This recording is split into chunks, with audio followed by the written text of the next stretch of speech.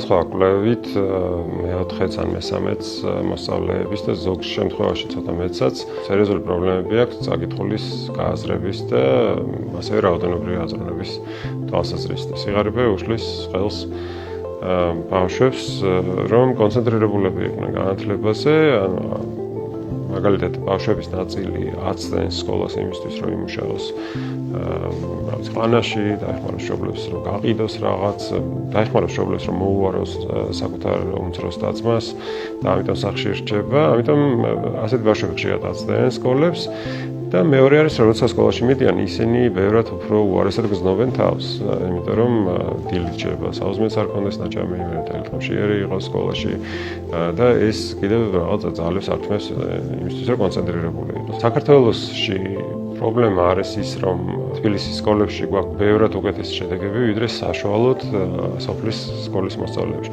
შეიძლება გამონაკლისები არის, მაგრამ საშუალოდ ამ მთელი ჯგუფი რო ავიღოთ და მათი საშუალო ვნახოთ, ეს საშუალოები ბევრად უფრო მაღალი. ეს არ არის კულტურული განსხვავების ამბავი, ეს არ არის რომ თბილისში უფრო მონდომებული ხალხი ცხოვრობს ან განათლებას მეტ პატივს სცემენ, ეს არის პირობების საკითხი.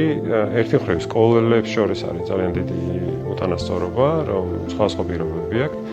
მაგალითად მასწავლებლებს შორისაც ასეთივე განსხვავება არის, რომ ქალაქებში უფრო მაღალი კომპეტენციების მასწავლებლების შერჩევა უფრო მარტივია სკოლებისთვის. სოფლებში ხანდახან უბრალოდ შეუძლებელია კონკრეტული საქმის მიმართულებით კარგი მასწავლებლის პოვნა, იმიტომ რომ იქ არ ცხოვრობს არავინ, ვისაც უნდა რომ სკოლაში იმუშაოს, ან ვისაც აქვს სპეციალური განათლება.